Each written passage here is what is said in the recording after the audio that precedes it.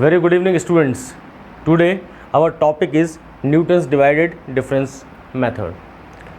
इससे पहले वाले वीडियो में हमारी जो स्टडी हुई थी वो बाइनोमियल मेथड के ऊपर हुई थी और जहाँ पर हमने आपको बताया था कि इंटरपोलेशन और एक्सट्रापोलेशन में जहाँ भी टाइम ड्यूरेशन इंटरवल हमारा इक्वल होता है वहाँ पर हम बाइनोमियल मेथड का यूज़ करते हैं। और न्यूटन्स मेथड कहाँ यूज़ होता है ये जानना बहुत ज़रूरी है। तो देखिए, अगर कोई भी डेटा आपको इस तरीके से दिया जाता है कि 1991,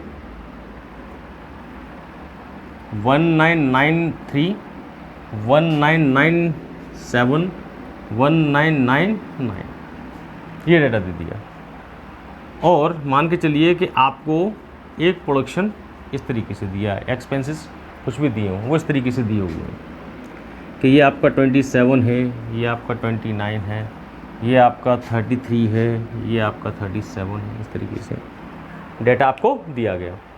तो आखिरकार हमने इसमें न्यूटन्स डिवाइडेड मेथड क्यों लगाएंगे, बाइनोमियल मेथड क्यों नहीं लगाएंगे? और आखिरकार बाइनोमियल हमें न्यूटन्स मेथड पढ़ना क्यों पड़ रहा है? तो दोनों बातें इससे क्लियर होंगी। देखो कैसे, 93 से 91 माइनस करूँगा तो बच्चों इसका डिफरेंस जो निकलेगा वो आपका 2 है। अगर 97 से मैं 93 को डिफरेंस निकालता हूँ तो बच्चों इसका डिफरेंस निकलता है आपका 4 और 99 से मैं 97 का डिफरेंस निकालता हूँ तो बच्चों इसका डिफरेंस निकलता है 2। क्या ये टाइम इंटरवल इक्वल है? जबकि मैंने आप लोगों को बाइनोमियल मेथड के अंदर स्पष्ट तौर पे कहा था कि जहाँ पर भी टाइम इंटरवल आपका इक्वल होता है वहाँ पर ही हम बाइनोमियल मेथड का यूज़ करते हैं, चाहे इंटरपोलेशन कैलकुलेट करें चाहे हम एक्सट्रापोलेशन कैलकुलेट करें।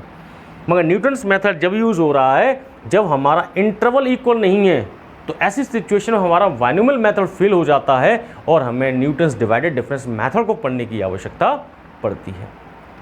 ठीक है ना। अब यहाँ पर कोई आपसे कहे कि आप 1998 की वैल्यू कैलकुलेट करिए अनइक्वल इंटरवल के अंतर्गत, आपसे 1998 की वैल्यू कैलकुलेट करवाने के लिए पूछता है, तो क्या आप बाइनोमियल मेथड का यूज़ कर पाएंगे? तो आप कहेंगे कि साहब यहाँ पे तो जो आपका इंटरवल है, जो टाइम इंटरवल है, जो टाइम ड्यूरेशन है वो अनइक्वल है। अनइक्वल होने की वजह से आपका बाइनोमियल मेथड तो लग ही नहीं सकता इसमें। तो 1998 की वैल्यू कैलकुलेट कैसे करेंगे? तो ऐसी सिचुएशन में जहाँ पर हमारा टाइम इंटरवल अनइक्वल होता है हम वहाँ पर न्यूटन्स डिवाइडेड डिफरेंस मेथड का यूज़ करते हैं। एक और चीज़ ले लेते हैं।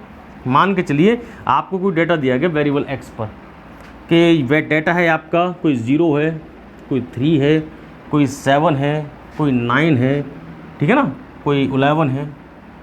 ये आपको डेटा दे दिया और वो कहते हैं ऐसी कोई x की वैल्यू है, कोई 6 है, कोई 7 है, कोई 9 है, कोई 12 है, कोई 15 है। और आपसे कहता है कि यहाँ पर मुझे 10 की वैल्यू चाहिए कि हमारे पास पूरा डेटा था, अचानक कोई भी नेचुरल कॉज हुआ, चोरी हो गया, आग लग गई, कोई उठा ले गया, ठीक है ना, वो डाटा नहीं मिल रहा। 2010 में हमारा डाटा क्या रहा होगा? अब इस डाटा को हम कैसे लाएं? तो इस इंटरपोलेशन को हम कैसे कैलकुलेट करें? या आपसे कहें कि 2012 की वैल्यू कैलकुलेट करिए, तो इस एक्स हमारे पास 2011 का डाटा है, 2012 का डाटा लेके कैसे आएँ? तो यहाँ पर हमारे पास देखें ये 3 का इंटरवल था, ये आपका 4 का इंटरवल है, ये 2 का इंटरवल है, ये 1 का इंटरवल है, ये यहाँ से 2 का इंटरवल है, अनइक्वल इंटरवल था। तो जहाँ पर भी हमारा टाइम इंटरवल एक जैसा नहीं होता, अनइक्वल होता है, तो वहाँ पर हमें न्यूटन्स डिवाइडेड डिफरेंस मेथड का यूज़ करना पड़ता है। ठीक है ना। अब मैं आप लोगों के सामने एक क्वेश्चन दूंगा, उस क्वेश्चन से बहुत ही ईजिली आपकी समझ में आ जाएगा कि न्यूटन्स डिवाइडेड मेथड है क्या चीज़। ठीक है ना।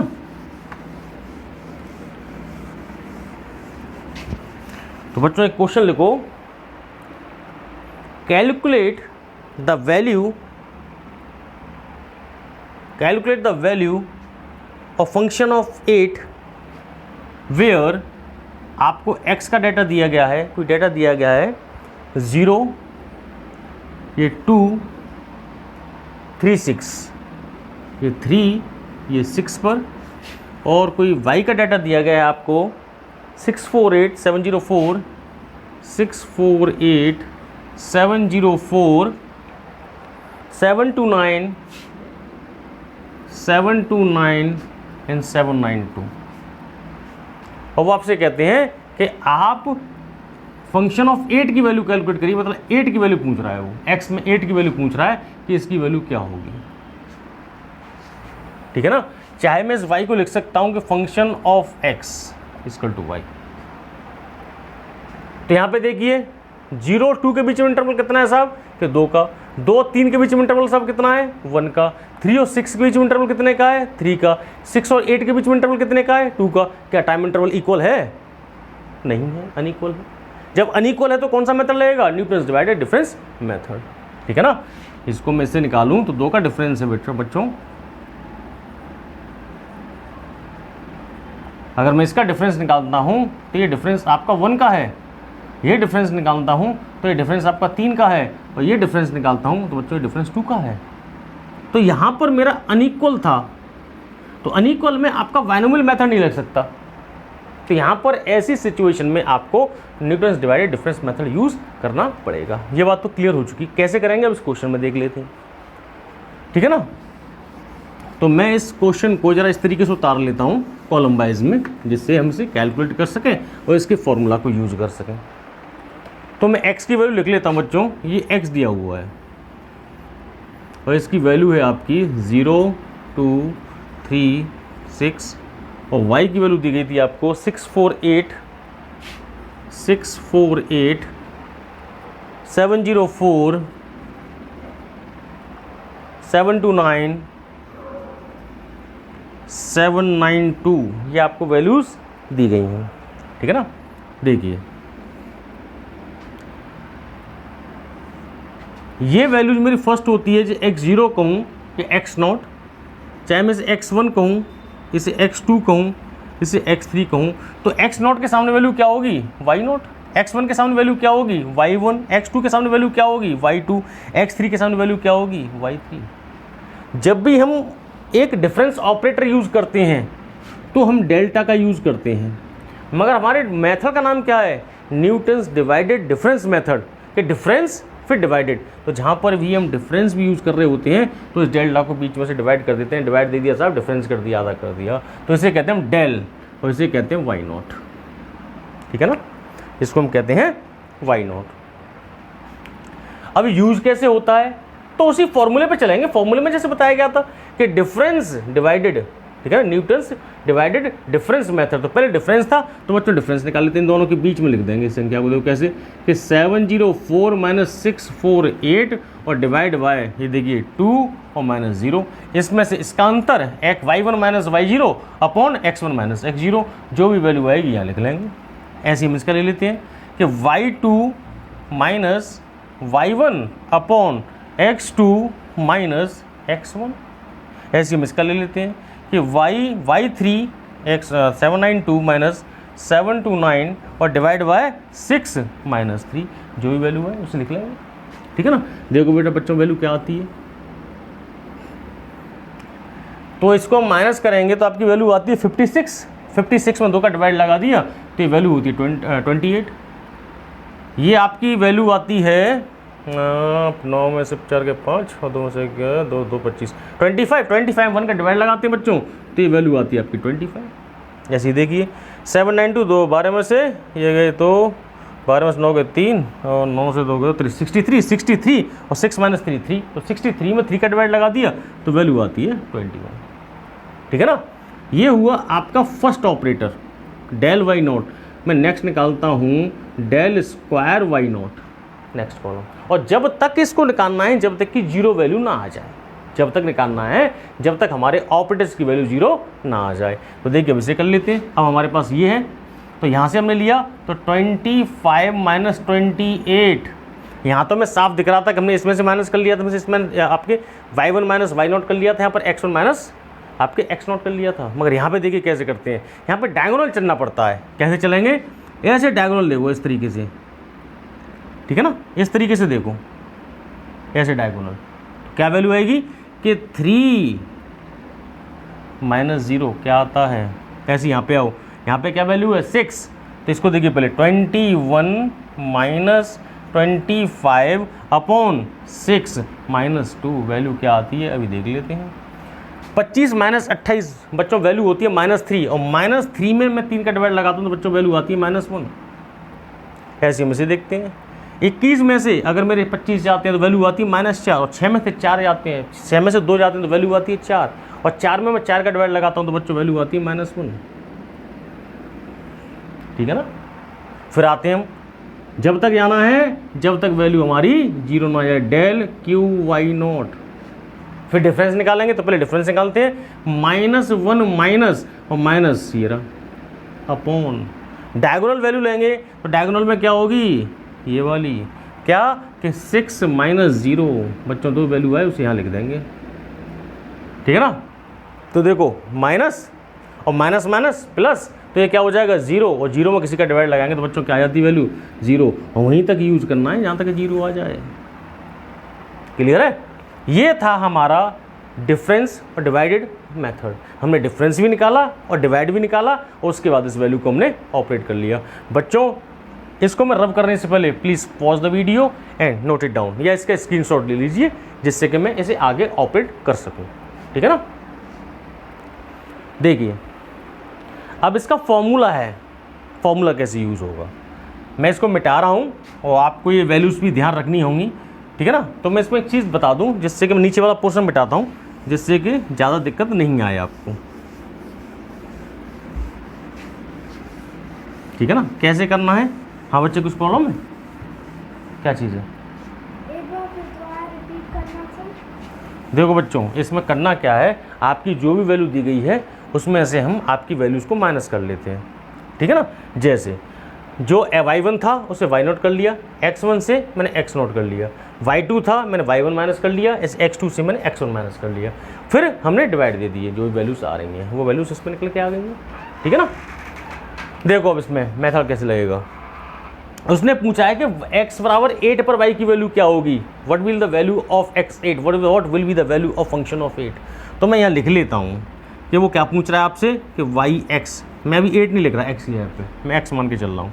फॉर्मूला क्या होता है, वैल्यू कहाँ से दी गई थी, y0 से, तो बच्चों मैं y0 पहले लिखूँगा प्लस। अब क्या होगा, नेक्स्ट वायर में लिखोगे आप x माइनस x0। ठीक है ना। फिर लिखोगे डेल y0। ठीक है ना। फिर आप क्या लिखोगे, यहाँ पे एक बार आ गया तो हमने डेल ले लिया। ठीक है ना। पहले y0 था, फिर डेल y0 आ गया x1 लेने पे, दूसरा क्या लेंगे प्लस, हम लिखेंगे x minus x0, x minus x1। कितनी वैल्यू आ गई 2, तो क्या बन जाएगा ये डेल स्क्वायर y0। यहाँ पे कितनी वैल्यू थी x माइनस x0 1, तो क्या आया था डेल y0।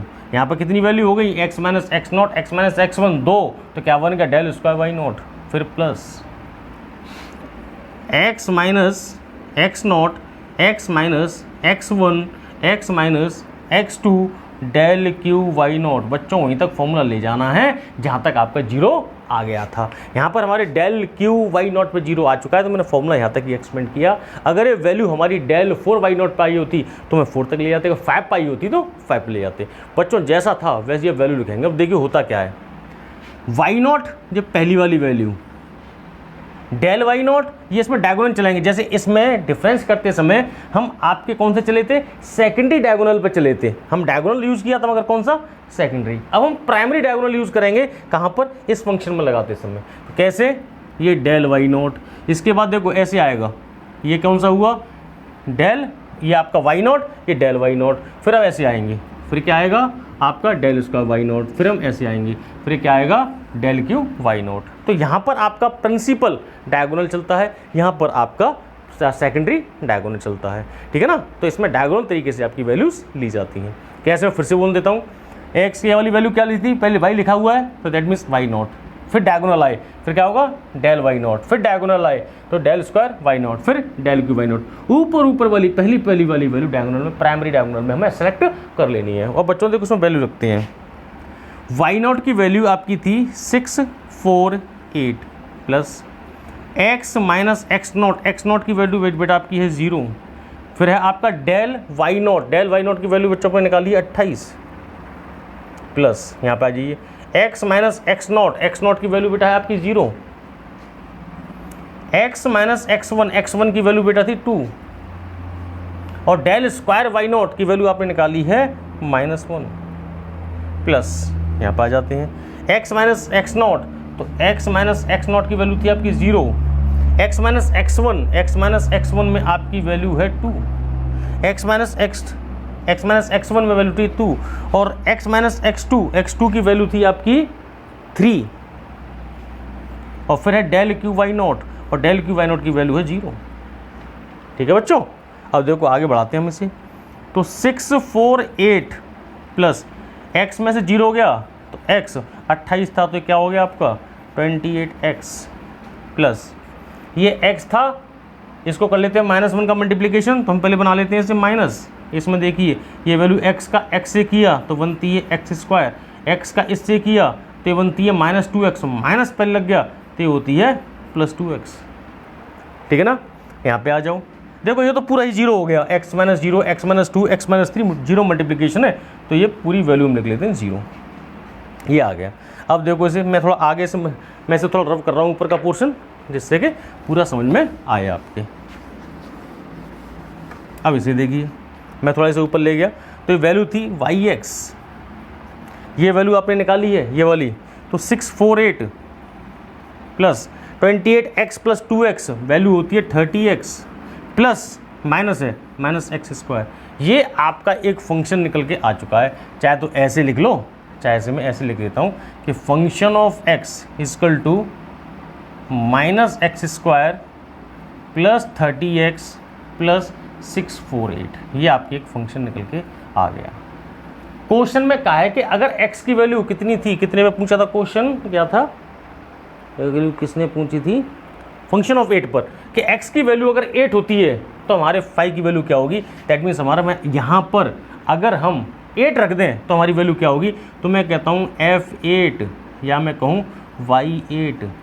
ठीक है ना, तो यहाँ देखिए मैंने -8 तो 8 का स्क्वायर प्लस 30 × 8 प्लस 648। ठीक है ना, माइनस पहले से लगा हुआ है उसमें, तो देखिए 8 का कितना हो जाएगा 64, ये कितना हो जाएगा 8 8 12 8 3 24 प्लस 648। ठीक है ना, देखो बच्चों कितना आता है। तो इसे हम अब आपका कैलकुलेट कर लें तो आपकी वैल्यू देखो क्या आएगी, कैलकुलेटर क्या है भाई इसमें, हाँ देखो आपकी वैल्यू प्लस प्लस वाली है 648 प्लस 240, ये वैल्यू बनती है आपकी 888 -64 प्लस 888। तो यहाँ से आपका फंक्शन ऑफ 8 की वैल्यू निकल के आती है, 888 में से माइनस माइनस कर दिया मैं 64, तो आपकी वैल्यू आती है 824।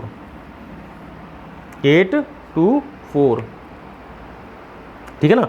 अब बच्चों देखो मेरी वैल्यू निकली है 824, देखिए 86 पे वैल्यू देखिए इससे कम है कि नहीं, तो आप कहेंगे हाँ 86 पर इसकी वैल्यू थी 792, 87 पे कुछ और वैल्यू रही होगी, 88 पे से ज़्यादा रही होगी, तो हमारी वैल्यू निकली 824। पूरा डाटा देखिएगा, x0 पे 2 थी, x1 पे 2, इस पे x पे 0 पे आपकी 648 थी, 2 पर 704 थी, 3 पर 729 थी, 6 पर 792 थी, लगातार संख्या बढ़ रही है। और यहाँ पे देखिए f8 में हमारी वैल्यू ये निकली है। This one is the method of calculating a Newton's divided difference method. बच्चों अगर कोई भी चीज़ इसमें समझ में नहीं आई हो तो एज ए क्वेरी आप मुझे मेरे मैसेज करिएगा, ठीक है ना। अगर इमरजेंसी हो तो कॉल करिएगा, कुछ भी समझ में नहीं आया हो तो फिर से पूछिएगा, ठीक है ना। मैं आपको एक क्वेश्चन और दे रहा हूँ जो आपको घर से सॉल्व करना है, और कोई भी दिक्कत आए तो मुझसे पूछना है, ठीक है ना। तो एक क्वेश्चन नोट कर लीजिए कि what will be the function at the value of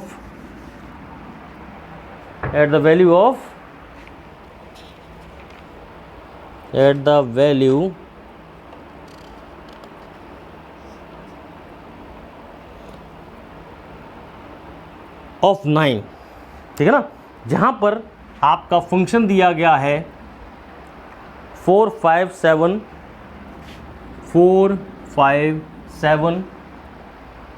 10 11 13 10 11 13 और y की वैल्यू दी गई है आपको 4894, 4800,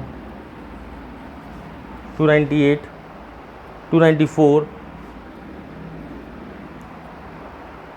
900,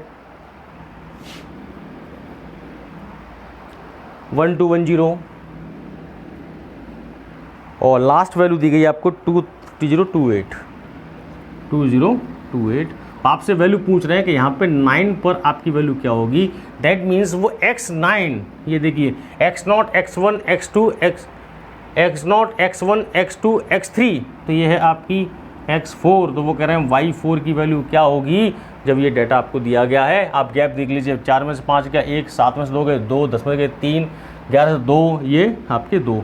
टाइम इंटरवल आपका अनइक्वल है तो न्यूटन्स डिवाइडेड डिफरेंस मेथड लगेगा। बच्चों कैलकुलेट करिएगा, अगर कोई भी चीज़ समझ में नहीं आए तो आप मुझे एज ए मैसेज क्वेरी करके पूछ सकते हैं। Okay, again this one is a humble request to each and everyone, please like, subscribe and share this video, and if some problem is there in that situation, definitely have to pass me a message in the comment box. Okay, thank you.